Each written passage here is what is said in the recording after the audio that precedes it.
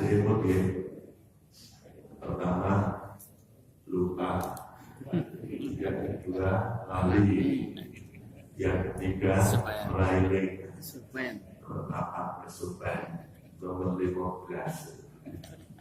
Dulu pernah kita bahas dan diperluas dan juga saya sampaikan di dalam surat Ali Imran ayat 113 sampai 114 itu ada dua ayat itu membicarakan tentang 5 sifat orang soleh.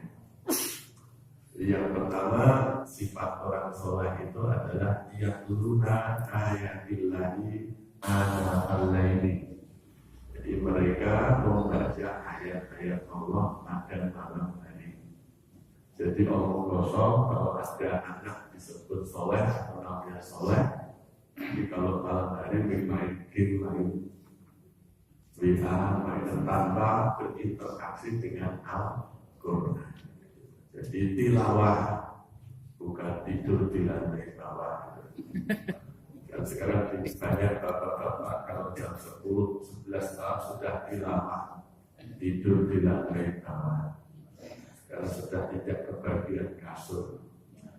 Ibu-ibu itu biasanya kalau sudah 50 ke atas tuh kalau masuk kamar tidur minimal senjatanya 2. Tangan ke kanan kasih botol Oxford air hangat, tangan kiri botol minyak kayu putih. Yang kanan untuk tolak angin, yang kiri untuk tolak suami gitu kan. Itu masuk kamar awal di sekor, akhirnya betul ada suaminya masuk langsung belum minyak kayu putih. Putuslah harapan itu. Desa-desa malah WA kita bapak keluar tilawah, tidur di lantai bawah. Kalau yang nonton TV malah ke nonton TV dah. Kalau di minum belum ya Pak ya. Nah, yang kedua ini ingat saja. Yang kedua Bapak Ibu tanda orang soleh itu kan wahum yasjudun. Jadi tanda orang soleh itu mereka itu ahli sujud. Nah, sujud itu secara umum adalah ketundukan kita kepada aturan Allah. Tapi secara khusus sujud itu salah satu dari gerakan sholat. Maka di samping tunduk kepada ayat-ayat Allah tadi yang dibaca, anak soleh, orang soleh kalau dia rajin sholat. Ya kalau laki-laki disyariatkan sholatnya itu di masjid, tapi sah di rumah. Tapi kalau wanita sholat yang terbaik di rumah, meskipun tidak diarah ke masjid. Tapi kalau di rumah diomboli putu, digodok putu, di masjid ada pengajian, kira-kira baik mana? Ya, baik ke masjid daripada mangkel kalau putu. Sekarang ada simbah-simbah ngomong putu itu kan simbah kurang jauh. Oleh karena itu, kalau saya istri saya sarankan kalau ngasuh putu, kalau bantu boleh, bantu anak ngasuh putu itu boleh. Tapi kalau jadi pembantunya anak nggak boleh. Yang benar itu anak berbakti kepada orang tua, bukan orang tua yang berbakti kepada. Nah, sekarang ada kecenderungan terbalik seperti rusuh budaya. Jadi orang tua itu banyak yang berbakti kepada anak. Dikandung, dilahirkan, dibesarkan, sekolah antar jemput, itu. Kemudian kuliah didaftarkan, kos-kosan dicarikan, perlengkapan dibelanjakan, ditunggu untuk mandiri seminggu, baru berani ditinggal ibunya, diteleponi sudah mandi belum. Memaksa saya pertanyaan satu suruh besok atau ngobrol itu kan pertanyaan anak TK itu Pak. Kemudian nanti kerjaan dicarikan, rumah dibuatkan, anak diasuhkan, itu namanya orang tua berbakti kepada anak. Kalau saya nggak mau cucu saya 6 sama cucu sorry gitu. Wah ini ibadah biar bisa repot kalau anak saya nggak repot kalau butuh ya alasannya bisa orang butuh gitu. Istri saya sosok yang tak eling orang kakak kalau butuh. Besar jam momen selalu ditelepon jemput. Gak satu hari sholat dua asik kalau butuh tuyul dolanan dulu.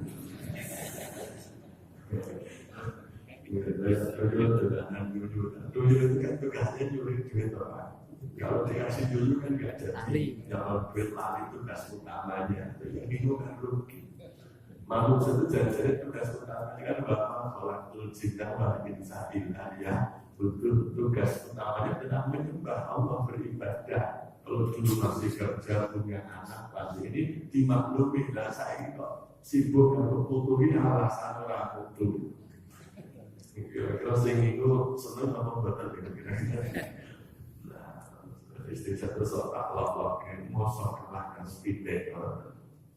Pindah gitu, dulu kan pindah kan, saya bangga lah tanggung jawab.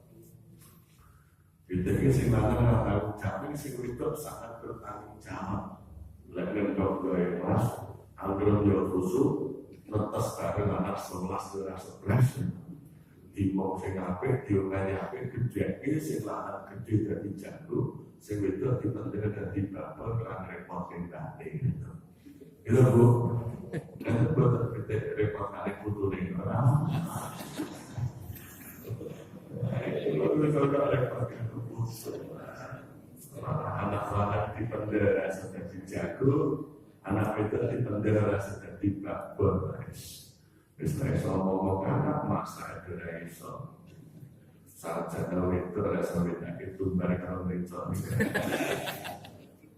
Negara moroflo kan goreng sektor tidak mau jadi kopi Google resep nasi goreng. Jadi orang tua sekarang lupa ngajari anaknya untuk berbakti karena sibuk ngajari anak untuk berprestasi. Jadi risiko punya anak yang berprestasi nanti tidak sempat berbakti. Jangan kenyang kalau anak sing ora berprestasi itu sing berbukti yang bisa diharapkan. Gitu. Daripada solusi tahu mending kerja itu. Jika ada yang kuliah mending ini salah dulu. Nah itu sebenarnya pernah terkelayar, pernah tidak makan kopi, pernah terkilih komoro, yes penting. Oleh anak berprestasi, ada alasan, ada tugas, ada ini macam-macam. Nanti nikah dengan orang jauh, berprestasi, ibu eloro yang ditelefoni, dari mulai klasik dari meeting mendadak, wong tulis itu rasa kubur, atau dili kalau atau udah kerja kalau KPK, gitu. Nah sekarang orang berprestasi pada iso bukti, ada pembayar, oke, macam oke, nunggu dari rumah sakit, transaksi sabar, ikhlas. Malah senang oleh roti dan segeruk.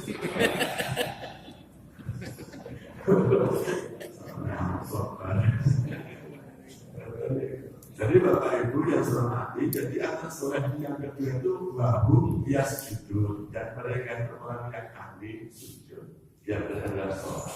Jadi kalau laki-laki sholatnya di masjid, kalau masih di rumah belum laki-laki sholat, baru laki-laki sholikah. Itu istri saya kalau budaya anak kecil cepat kenapa pastor anak soalnya aku dubi jadi pastor itu ini yang budaya anaknya bapak aku ada yang bangun sebelum subuh anak saya laki-laki 4 dia dan takut ya ada yang bangun sebelum subuh ada yang ketika adzan bangun ada yang adzan nggak dengar tapi dibangunkan terpaksa masih bisa masuk, tapi ya ada seperti malah lagi lagi ulang kali digugah ya dan tak miskin dapur dua selimut dua bantal itu muat motor dulu naik kamar sing wis tangi tapi itu ya yang ketiga Bapak Ibu anak soleh orang soleh itu adalah yu'minuna billahi wal yaumil akhir. Jadi orang soleh itu beriman kepada Allah dan hari akhir. Jadi berdoanya, ya kalau Ramadan dulu berdoanya Allahumma inna nas'aluka ridhoka wal jannah wa na'udzubika min syarratika wan nar. Ya Allah, aku memohon kepadamu ridhomu dan surgamu dan aku berlindung kepadamu murkamu dan nerakamu. Jadi beriman kepada Allah itu kaitannya dengan ridho dan murkanya Allah. Beriman kepada hari akhir itu kaitan dengan rindu surga dan takut neraka. Alangkah bahagianya sebenarnya kalau punya anak sudah cari ridhonya Allah, takut murkanya, rindu surga dan takut nerakanya. Berarti dia juga sudah kita enteng. Minimal kalau pas di rumah kita senang, kalau pergi dari rumah kita tenang. Kenapa? Di mana-mana dia selalu monitor oleh Allah dan dimonitor oleh surga dan neraka, sehingga nggak mau berbuat neko-neko. Kalau di rumah menyenangkan, kalau pergi di rumah menenangkan. Di rumah kita senang karena bisa tidur balik, bisa berbakti, bisa bantu, bisa nyuci sendiri, bisa sholat tepat waktu, langsung ngelingi wong luar barang. Kita senang kalau di rumah. Tapi kalau pergi di rumah kita tenang. Kalau diawasi oleh Allah, ampun dosa tidak mungkin pacaran, tidak mungkin merokok, tidak mungkin narkoba, tidak mungkin melindungi. Karena mereka tahu itu tidak diridhoi oleh Allah dan tidak akan memasukkan ke surga Allah. Benar, di rumah kita tenang, pergi di rumah kita senang. Jadi sekarang banyak anak itu kalau di rumah kita susah, pergi dari rumah kita gelisah. Apalagi 5 hari kerja, mau terus stres, 2 minggu gitu. Dia kira-kira di kompor, macam-macam ada tinggal ya, malam tuh nonton TV, bukannya seperti biasa, kalau kayak mitos lah. Begitu gak ada di rumah kita gelisah, kemana dengan siapa, apa yang dilakukan, jangan, macam-macam itu. Kenapa? Dia tidak kita kenalkan dengan Allah dan di akhir. Nah, maka anak yang beriman adalah yu'minuna billahi wal yawmil akhir. Mereka beriman kepada Allah dan hari akhir.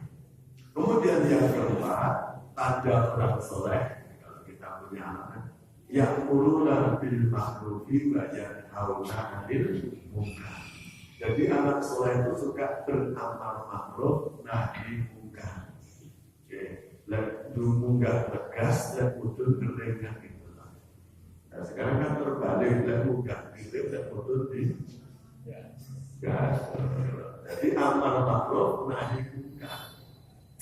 Inilah sifat anak soleh yang sekarang ditakuti oleh orang tua. Orang tua sekarang takut kalau nomor satu sedang membaca Quran, sedang sholat ke masjid, tadi di rumah menyenangkan, di luar rumah menyenangkan, orang tua senang. Tapi yang keempat banyak orang tua sekarang takut. Anaknya kalau terlibat dalam gerakan amar ma'ruf nahi munkar, takut dicap radikal, ekstrim kanan, teroris, ISIS, itu kan buatan orang-orang yang bukan, sehingga orang yang amar ma'ruf nahi munkar dicap dengan label semacam itu. Tapi kalau kita bicara Islam, yang radikal kan bukan radikal Islam saja. Indonesia itu pemilik sahnya ada 5, yang 4 di dalam, yang 1 di luar.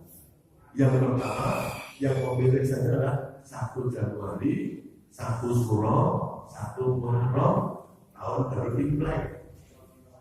Itu huruf Arab, huruf Latin, huruf Jawa, huruf Cina. Jadi Indonesia itu yang merasa memiliki ada 4. Gitu. Jadi nasionalis Islami, nasionalis sekuler, nasionalis tradisional, dan nasionalis keturunan Tionghoa.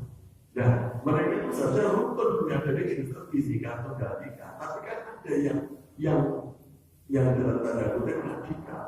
Ya, yang radikal tidak hanya Islam. Juga ada keturunan Tionghoa yang radikal, seperti Ahok, seperti Hari Tanggu, seperti itu adalah mereka juga keinginan untuk menguasai Indonesia. Melakukan tindakan-tindakan yang kadang tidak toleran kepada yang lain. Yang tradisional juga ada pokok belum perkenalkan ya ada. Yang liberal radikal juga ada. Nah tapi, apalagi yang luar negeri sekarang yang di luar ada kata-kata yang bisa bukan milik kita, yang adalah yang di luar kalangan kita. Nah, ini kadang-kadang kita itu sering gitu kan takut kalau punya anak. Ya, kalau bisa anak itu diajari radikal ya Pak.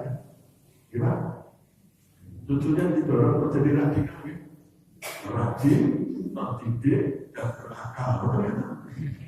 Anak soleh itu rajin, terdidik, dan berakal. Ya, jadi orang tua sekarang kalau ada anaknya ingin melaksanakan sifat soleh yang keempat itu malah nggak berani. Ya. Kamu itu sekolah, di Jogja kuliah, bukan untuk nyawa. Sebenarnya kamu ibadah, sebenarnya kamu ngaji, sebenarnya dia tidak usah ikut demo. Untuk beli band, yang penting orang. Ada nggak? Ya. Untuk beli band rusak, band yang penting orang. Nah ini kan bukan ngajari amal makruh nahi. Padahal anak soleh itu anak positif, bukan anak negatif. Untuk membentuk simbol positif kan hanya ada dua syarat, plus kali plus atau min kali min. Tidak mungkin simbol positif terbentuk dari plus kali min atau min kali plus. Jadi anak soleh itu hanya bisa terbentuk kalau membenarkan yang benar, menyalahkan yang salah. Tidak jadi anak umum, anak umum orang umumnya zaman sekarang umumnya menangi zaman edan yang rakyat edan rakyat rumahnya bisa bejo mencari ongkang lani si bejo ongkang milik lapas sehingga orang sekarang membenarkan yang salah dan menyalahkan yang benar. Itu kan sifat munafik. Surat At-Taubah ayat 67. Jadi orang munafik, orang fasik itu amar munkar nahi ma'ruf. Saya tidak bolak-balik ayat, pertanyaannya begitu Bapak-bapak. Orang fasik, orang munafik, surat At-Taubah ayat 67 itu amar munkar nahi ma'ruf. Menyuruh, memotivasi yang negatif, kemudian menghambat, menggembosi yang positif. Itu orang fasik dan orang munafik. Jelas kalau ada orang yang beriman, mereka pasti memusuhi. Nah, orang yang beriman itu surat At-Taubah ayat 71. Amar ma'ruf nahi munkar. Sekarang jangan orang tua yang bisa seperti Luqman. Dalam surat Luqman ayat 12 sampai ayat 18 itu pada ayat 17 itu ya bunaya aqimis shalah wa amur bil ma'ruf wa nahi 'anil munkar wasbir ala ma asabak. Ya wahai anakku, tegakkanlah sholat, tunaikanlah zakat, dan perintahkan kepada yang baik, yang ma'ruf, cegah yang munkar, dan bersabarlah atas melaksanakannya. Jadi menjadi penegakan amal ma'ruf pasti berisiko, minimal dirasani dan perlu dibully atau dipanen. Jadi kadang-kadang orang saya cukup saya saja yang menderita, anak-anak saya jangan. Kalau saya dulu waktu muda, tukang gini-gini, tapi cukup saya bahmu gitu, usah. Ada yang kayak gitu Pak. Makanya di Jogja itu sulit untuk mencari ustadz yang anaknya jadi ustadz yang enggak. Tokoh aktivis agama yang anaknya jadi aktivis itu kan sulitnya apa? Kalau ini tidak dari bapak gue sekarang ini. Kalau tak baru terus sakit anakmu dalam bujumu, itu kan pengen lu terus atau mulai. Jadi kebanyakan kita itu tidak mendidik anak kita jadi soleh. Kemudian yang kelima, bapak-bapak ibu, tanda orang soleh itu adalah wa yusari'una fil khairat. Dan mereka bersegera di dalam kebaikan. Jadi orang soleh itu adalah orang yang semerintir kalau diajak yang positif. Suka fastabiqul khairat. Suka berlomba-lomba dalam kebaikan. Dalam surat Al-Baqarah 148 kalau tidak 138. Atau dalam surat Fatir surat 35 ayat 32 itu yang sabiqu bil khairati yang begitu cepat berbuat kebaikan dengan izin Allah. Kalau dalam bahasa Jawanya orang yang ngandong. Makanya orang jangan suruh pilih Pak. Gondong ngomong salah. Bu, gondong ngomong salah. Gondong, terus lagi gondong. Ditawarin gondong ngomong salah, kok jawabnya cukup cilik-cilik. Sopo sing nawani cukup cilik-cilik. mau suruh milih ini atau milih akal begitu. Oke, kalau yang pasar yang suaraku selamat cepat basari bersegera ditawari ngandong kalau becak, lah kau pilih pelaku ini. Wis turun wis ora panen derek. Kapan lewat untuk ibu ramu ras oleh kacang karo roti adik diparingi wong urip sing mikir materi, mikir kacang karo roti, dapat dijak mlebu surga, ngandong ngomong becak. Ya aku pikir-pikir nah, orang soleh itu orang yang ngandong minimal becak gitu. Kadang-kadang lagunya nanti hayati ada filosofisnya kayak gitu. Kalau masalah itu cilik-cilik. Sekarang juga pendidikan kita itu ya kejam. Mestinya yang naik kelasnya yang ngandung sama yang becak. Sing laku timik-timik kan dong kisah. Nah sekarang laku timik-timik kan munggah, kan lulus. Apa rasanya saya jadi klinik Pak? Pak, orang tua juga kejam anaknya wisuda munggah malah demo kudu diunggahnya. Orang iso guru munggahin, guru ini gampang lah munggahin itu demo seorang yang selesai. Tapi apakah anak kita layak naik? Mau disuruh ngangkat 25 kg sudah banyak sudah sambat, kalau ditambah 50 kg kerja tambah 25 kg terus berapa? Waktunya sampai mendelep di kelas tidak merasa jadi subjek. Akhirnya kalau diterangkan guru buka mencoba yang kawan-kawan dan belum itu. Akhirnya kritik. Ini saya juga pernah tuh anak saya melompat saat kalau sekolahnya sudah tidak dinaikkan, malah kepala saya kayak dulu kan bapak itu naik. Ranking 21 dari 30 ya. Lalu kalau bapak tidak naik yang 9 gimana? Harus naik. Pak Didi juga ada umumnya orang anaknya nggak naik merayu bahkan bergaya tancap-tancap sudah dinaikkan. Ini kok anaknya naik nggak boleh. Terus kalau ada yang nggak naik, sekolah kita kan sekolah favorit Pak. Apa kata orang kalau ada siswa tidak naik? Akhirnya naik, ya otomatis minggu nggak itu. Masa SMP atau ujung-ujungnya ketika SMA wis angkatan Pak, aku bukan karena tidak mau, saya tidak mampu, aku sudah kuat. Ya udah, kalau nyusul di pendidikan itu orang merasa kita di waktu tujuh, mungkin ada masalah aktivitas tertentu, orang dari waktu tujuh, jadi orang bodoh 8 tahun. 6 tahun di SD, 2 tahun di SMP. Jadi tahun 73 akhir saya mau naik kelas 3 SMP. Dinaikkan saya mau naik. Tahun 72, 73, 74 mau naik kelas 3 SMP. Saya kan dulu akhirnya saya keluar tanpa izin, cari sekolah baru, mulai dari kelas 1 SMP. Ada Bapak sudah tinggal selama 8 tahun jadi butuh. Jadi tidak pernah juara. Setelah saya kembali 2 tahun, saya bisa 74 kelas 3 SMP, 74 saya kelas 1 lagi SMP. Akhirnya jadi juara kelas. Bukan karena saya pintar, tapi saya paling tua saya. Iya Pak. Saya masuk UGM itu, saya kan kelahiran 18 Februari tahun 60. Nah, saya masuk UGM itu 81 berarti kan bulan Juli. Jadi saya masuk UGM itu kuliah itu sudah 21 tahun lebih. Berarti kan pintar loh. Habis itu kok Alek di mana sekarang itulah. Maka seandainya saya dulu nggak berani mundur 2 tahun, mungkin nggak sampai minum makanan. Mungkin gue jadi bakul bakso, jadi apa? Gue tapi kan itulah. Jadi kembali. Fastabiqul khairat. Anak ya selalu berprestasi, siap jadi pelopor, bukan jadi pengekor, jadi perintis, bukan jadi pewaris, jadi pengais, bukan jadi pengemis, jadi penggerak, bukan jadi penggerak.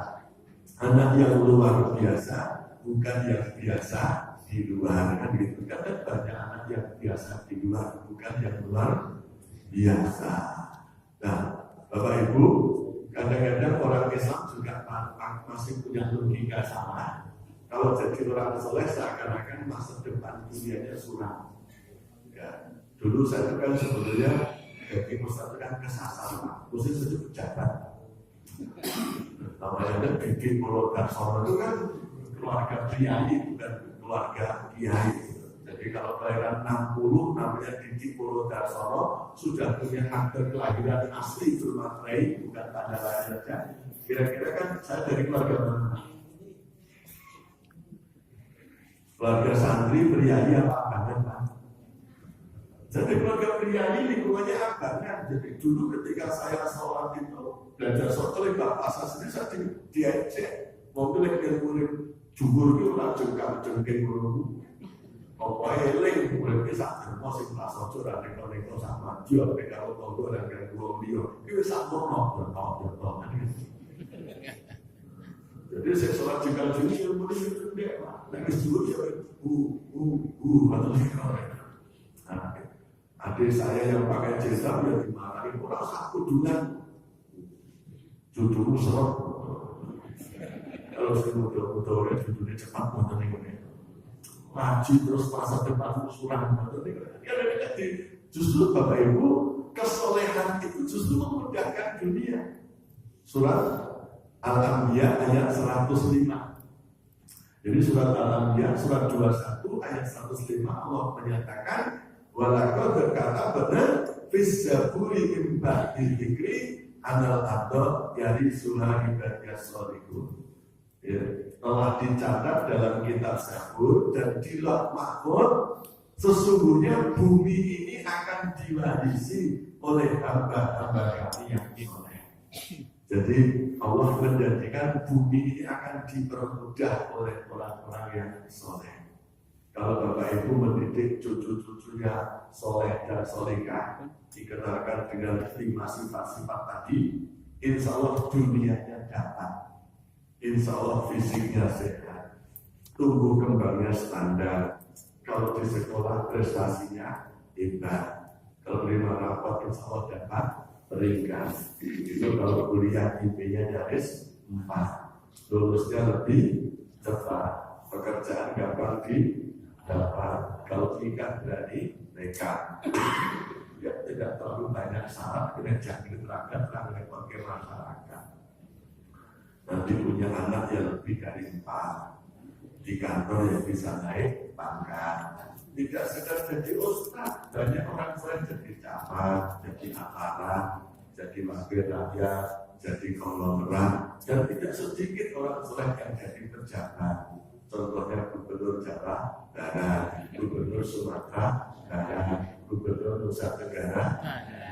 Itu kan orang-orang soleh, tapi dunianya tidak ada Allah janji. Nah itu, jadi jangan khawatir. Jadi kalau kita usia 40 tahun kok dunia belum beres, tidak usah menyalahkan Allah. Karena kalau orang sudah soleh akan dijamin dunia yang beres dan ukurannya adalah usia 40 tahun. Surat Al-A'raf ayat 15. Yang minimal orang soleh itu kalau sudah 40 tahun sudah mendapat tanda-tanda yang ada dalam surat Al-Imran ayat 14 sehingga masuk Al-A'raf ayat 15. Sudah punya istri, suami, sudah punya anak, sudah bisa menabung, sudah punya roda 4, sudah punya kepastian ekonomi, dan sudah punya jaminan dari rumah. Minimal orang soleh itu ya kalau usia 40 sudah mangan-mangan, yang lapar, luluh-liangan, dan nunggu lakunya cepat, dompetnya kebet, karirnya selamat, sama elek urusingsa, dan punya pokok-pokok, sudah tidak bagi ayat di Rabbikuma tukadziban. Maka nikmat Tuhan kamu yang manakah yang kamu dustakan? Sudah fit dunya hasanah 40 tahun, tinggal wa fil akhirati hasanah wa qina adzabannar. Nah, Bapak Ibu itu ulangi, sudah pernah kita bahas. Sekarang memahami tanda-tanda orang yang bertakwa. Di antara tanda-tanda orang yang bertakwa, minimal tanda-tanda takwa sebagai hasil dari pendidikan Ramadan. Ramadan yang lalu kita dididik, di training selama 1 bulan sampai dibuatkan situasi yang kondusif, pintu surga yang semula ditutup dibuka lebar-lebar sehingga kita mudah mencari pahala, pintu neraka yang semula dibuka Ramadan ditutup sehingga kita takut maksiat, setan yang semula mudah dibelenggu sehingga kita begitu mudah dan ringannya untuk menjadi orang yang bertakwa. Nah sekarang setelah setan dilepas kembali, setelah pintu surga ditutup lagi, setelah pintu neraka dibuka lagi, kira-kira berapa peserta yang bertahan di kebiasaan Ramadan? Nah ini, jadi sebetulnya untuk menguji hasil Ramadan ya pasca Ramadan. Kalau orang naik haji itu juga silakan dibawa semangat karena melibatkan sistem. Nanti kalau sudah pulang ke tanah air kan repot. Kalau di sini kan tanah suci, kalau di sini kan tanah air. Kalau tanah air pak, kalau tanah air itu lembut. Kalau tanah itu lembut ya gampang kotor, gampang ini untuk berjalan. Maka di sini jadi orang bersih kan sulit. Makanya orang mudah kaji pulang itu ceritanya memang berpati di teknologi kudu nanti tenang. Lain batin ngomong itu tidak. Ini Gusti Allah kalau dibatin saya ngerti terus. Jadi ekonomi rapani ngerasa uang ngomong kan rapani ekonomi. Lapor itu lagi wali ngerasa gini. Jadi kalau bisa kalau takut rafat, takut cinta, takut fusuk macam-macam itu kan apa? Dimulai bersama tidak ada orang ini pilih kan ada. Dan jadi Bapak Ibu memelihara ketakwaan di bulan-bulan real ketika setan dilepas lagi. Apa? Ada 5 tanda orang yang pertama yang seharusnya menjadi kebiasaan kita. Dan ini bagi yang tadi tidak haji ini dilatih dulu di sini sebelum berangkat. Karena dalam surat Al-Baqarah ayat 197, wa tazawwadu fa inna khairaz zadi taqwa. Dan berbekalah maka sebaik-baik bekal itu adalah takwa. Nah, apa Bapak-bapak, Ibu, singkat-singkat tanda takwa? Surat Ad-Dariyat surat nomor 51 ayat 15 sampai 21. Surat Al-Dariyat ayat 15 sampai ayat 21. Sudah apa? Sudah apa, Bu? Surat ayat 15 sampai ayat 21. Sudah apa? Surat Al-Dariyat ayat hafal itu coba kita lagi surat Al-Dariyat ayat 15 sampai ayat 20. Hafal itu. Ditingkatkan nanti dihafalkan nanti di rumah dicari. Nah, pada ayat 15 ya Bapak-bapak Ibu Allah berfirman ayat 15 dan awal 16. Innal lil muttaqina fi jannati wa uyun akhirina ma atahum rabbuhum. Jadi sesungguhnya orang-orang yang bertakwa itu akan diberikan surga yang bermata air. Mereka bebas mengambil apa saja sebagai hadiah dari Tuhannya. Jadi orang yang bertakwa nanti akan dimasukkan ke surga. Itu dalam surat As-Sura 73, Al-Imran 133 ke atas dan seterusnya itu orang yang bertakwa itu nanti jaminannya surga yang bermata air dan kita bebas di sana mengambil apa saja. Nah, supaya kita bisa menjadi ahli surga yang seperti itu, ketika di dunia apa yang harus kita lakukan? Akhir ayat 16-nya, innahum kanu qabla dzalika muhsinin. Sesungguhnya mereka dulu sebelum jadi ahli surga, ketika masih di dunia termasuk muhsinin, orang-orang yang berbuat baik, orang-orang yang hebat secara sosial minimal. Kalau dilihat siapa muhsinin Bapak Ibu, sama kemarin Al-Baqarah biasanya ayatnya yang mengajarkan ayat muhsinin. Surat Al-Imran 134. Alladzina yunfiquna fis-sarai wad-dharra wal kadhiminal ghaidh wal 'afina 'anil nas wallahu yuhibbul muhsinin. Itu. Jadi yaitu orang-orang yang suka berinfak di waktu lapang maupun di waktu sempit, dan mereka bisa menahan amarahnya dan mudah memaafkan kesalahan orang lain. Yaitu wallahu yuhibbul muhsinin, dan Allah sangat sayang, sangat cinta kepada orang muhsinin. Jadi pertama, ahli surga itu juga sudah kelihatan dermawan, lomo, senang meleleh di waktu lapang maupun di waktu sempit. Kenapa kok berani berinfak di waktu sempit, Pak? Padahal rezekinya pas kok tidak diuang. Kenapa? Yakin Allah Maha Kaya, Allah membalas dengan yang lebih baik, Allah Maha Pengasih lagi, Maha Penyayang. Seandainya tidak ada gelasnya tadi, kemudian banyak makanan digeserkan itu, ketika Bapak dikasih dari sana, dia apa? Tidur dulu digeser.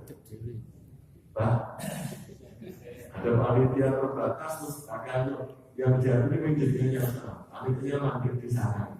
Kemudian Bapak yang paling ujung itu dikasih satu paket kue. Setelah itu jatuh apa dikasihkan sapinya. Yang sampai kasihkan apa? Dan kok berarti kasihkan yang sampai itu? Yakin panitianya sepertinya banyak gitu.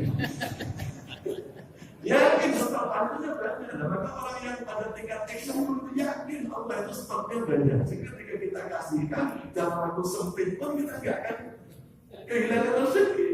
Ini keyakinan yang sekarang banyak belum begitu kuat di antara orang-orang yang beriman. Kalau di waktu lapang menguduk-uduk lantai di mulai turun lalu juga mesti kayak gitu. Tapi ketika sedang lepas berarti nggak kita geser ke orang lain.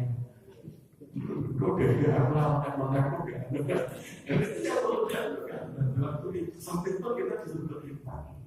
Nah, yang kedua Bapak Ibu, berkaji dan baik yang mampu menahan amarah. Jadi orang yang muhsin adalah orang yang sabar. Karena kalau kita melayani orang, melayani manusia, ikhlas, manusia ada tiga. Surat Fatir ayat 32 itu ada yang ngandap, ada yang beca, ada yang melakukan timik-timik, ada yang dari nafsi, ada yang muhtasi, ada yang sabiqum bil khairati bismillah. Kalau kita berinfak, melayani, memberi kepada orang kaya yang dermawan, seneng Pak. Gitu, seperti kita pulang kampung ya. Gawani ngomongnya oleh-oleh mikrofi kaleng itu mulai mesti beras ini aku dibuka benar-benar rambutnya sama karena kita membeli orang yang lebih. Tapi kalau nyumbang makanan biasanya bapak-bapak buka catat dulu nyumbang berapa ya? 100 ya banyaknya 100. Tapi kan ada kita ngasih orang yang 2000 nafsi. Dikasih tidak pernah terima kasih, kita bertepuk sebelah tangan, dan susu dibelah dengan air kubah, dikai hati malah rokok, rentuh, diturun sana, disumbang malah untuk pencitraan macam-macam, ada udang di balik satu. Ini sih berdegelnya yang kayak gitu. Melayani orang-orang yang berlimpah nafsi, maka dibutuhkan kesabaran. Jadi tidak selalu orang jauh, orang dekat pun maka jangan banyak berharap. Ini anak saya investasi di masa depan tempat bergantung dari rumah dari kecil. Kalau nanti kemudian bermaju berdegelah dalam hubungannya sejak malu. Maka 90% menantu perempuan itu tidak akur dengan mertua perempuan, akan konflik batin kalau satu rumah itu, termasuk istri saya. Jadi kalau ibu saya di rumah saya seminggu saja tensi saya naik 20. Tensi saya naik 20 di Sunda, di 10 di Sunda ibu saya 10. Nah, ibu saya orang baik, ini seorang baik saking baiknya kalau konflik komunikasi, konflik keputusan antara generasi, kebiasaan, ya memang gitu yang generasi. Mulai kesel-kesel. Dengan luar, masuk tak ada. Jadi kalau aku punya anak mantu, gue salah tokoh yang begini. Dari kiri ibu saya dari aku nggak boleh tahu ya. Aku pengen apa aku malah aku. Nama aku bujuk. Aku tahu juga. Anakku getah itu. Lu masih dilek itu dia. Cinta itu sepanjang jalan, cinta sepanjang kilat. Ibu-ibu kalau melayani suami kesel-kesel, agak kepasal setelah selesai, pernah nggak suami terima kasih?